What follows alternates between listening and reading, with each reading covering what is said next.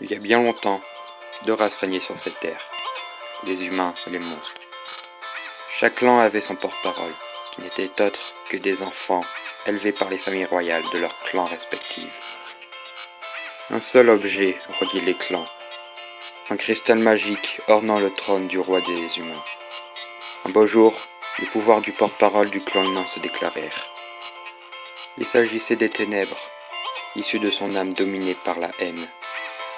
Pouvoir considéré comme de la sorcellerie, l'enfant se fit délaisser des autres humains et bannir de la famille royale.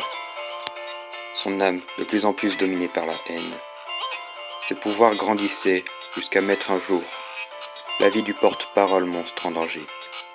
Ce dernier clan furieux s'accorda avec les familles royales.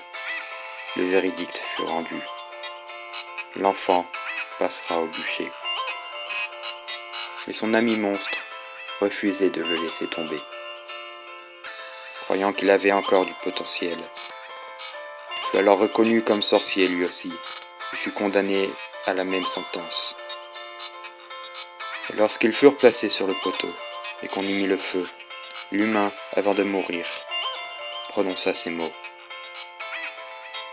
Kara, quiconque oubliera mon nom sera maudit, et en subira les conséquences.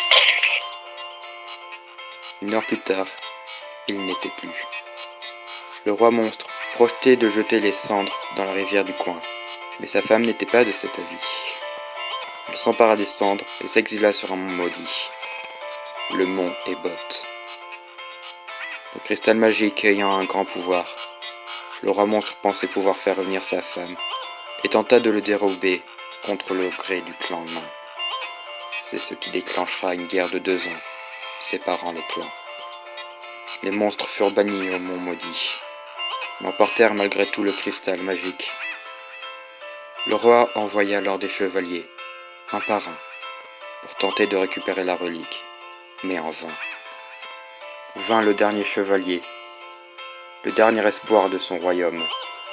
La légende raconte qu'il était empli de détermination.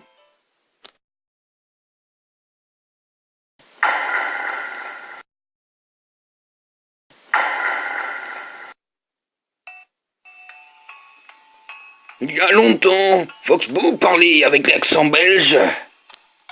Il y a bien longtemps, deux races régnaient sur ces terres, les humains et les monstres.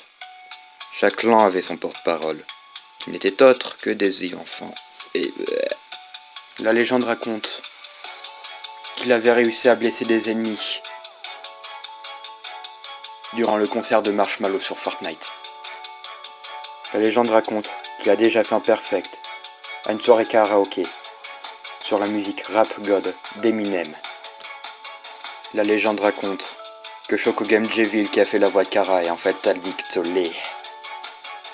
La légende raconte qu'il a déjà vu 2 fois tous les épisodes de Bob Lennon sur Skyrim.